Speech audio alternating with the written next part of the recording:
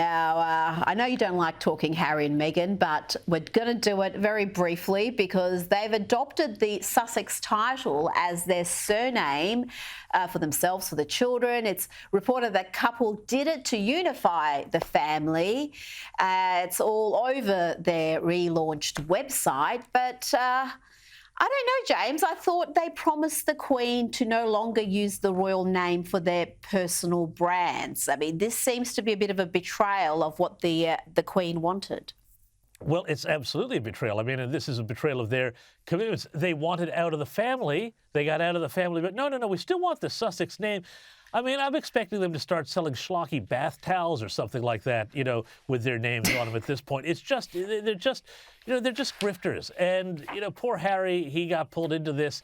And, you know, there's a lot of issues now and questions around with the King's health, whether the family might be unified again. But it's like this constant, just sleazy behavior. I think people are sick of it. They're not listening anymore.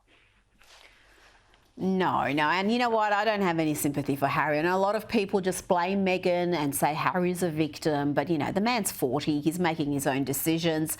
Now, finally, we speak a lot about young people suffering climate anxiety. It's widespread nowadays, but we have to remember catastrophist climate predictions are nothing new and they have a real cost associated with them. This letter in the Wall Street Journal has gone viral and, James, it's just desperately sad. Let's have a look at it.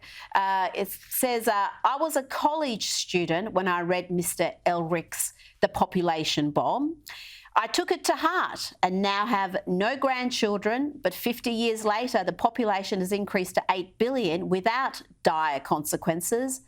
I was gullible and stupid. That's from Kenneth. There are so many of these catastrophist climate predictions and they don't come true, and yet these characters don't pay any sort of a cost. This Paul Elrich is still put up by the media as some sort of a guru. He's still given a platform to spread his crazy predictions. This was all big in the 70s and 80s. A guy named Paul Ehrlich, he wrote a book called The Population Bomb and said that, you know, the world was going to see riots and food starvation, all sorts of problems because the population was going to grow too high, and all sorts of, you know, climate mayhem and other sort of environmental mayhem would ensue. None of this, of course, happened. The world got bigger. The world got richer. Technology allowed us to grow more crops and feed more people. But it's this mentality that still infects the left, and we see it with Greta Thunberg. You can go to the ABC website right now, and I guarantee you, within like 2 keystrokes, you'll find some piece by somebody saying, I'm 32 and I'm never going to have a child because I wouldn't bring them into this climate change world and all of this sort of stuff. And, of course, it becomes very sad because, of course, as people grow up, they realize that all of these youthful obsessions have consequences. And then, you know, well, they're sad and alone and, you know, and don't have anybody. And they've wasted a lot of their life and opportunities, you know, thinking the world's going to end. That's no way to live. And what are we doing telling young people who should be optimistic that the world is going to end and that they're in a crisis and a catastrophe and that their very existence threatens the planet? I mean, it's just evil, Rita. There's no other word.